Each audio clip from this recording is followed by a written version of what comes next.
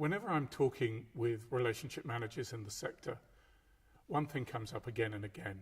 People are pretty embarrassed and shamefaced. I should be doing more preparation for client meetings than I do. Well, there's no silver bullet on this. We are all busy. Life is intense. But there are a few practical things that we can do that give a discipline for better preparation, and that gives us great payoff. The key is the discipline of preparation. It's not difficult to do, but in our busy lives, that's the challenge. It is important. It makes a difference. I came across a really sad story the other day. Someone had got a really good appointment with the CEO of a telecoms company. Brilliant job. Got 3 of his colleagues from 3 different countries to come in with him. They went in, they did a bit of rehearsal, met the CEO. 5 minutes in, CEO's looking at his watch. 10 minutes in, looking at his BlackBerry. 20 minutes in, very courteously, CEO gets up, walks out. They're left in an empty room, embarrassed, frustrated, walk out. What did we do wrong?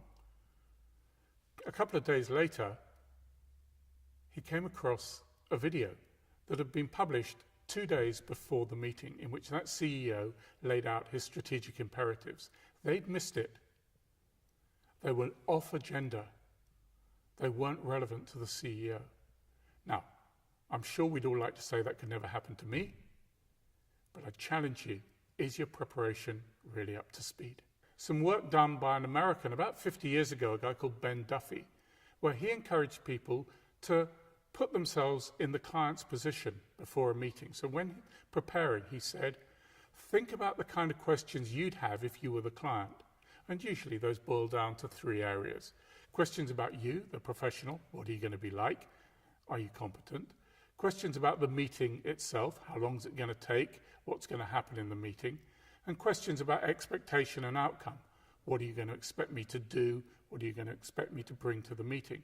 And what Duffy says is, think like the client, figure out the questions the client would have, and come up with the answers ahead of time. That's good preparation.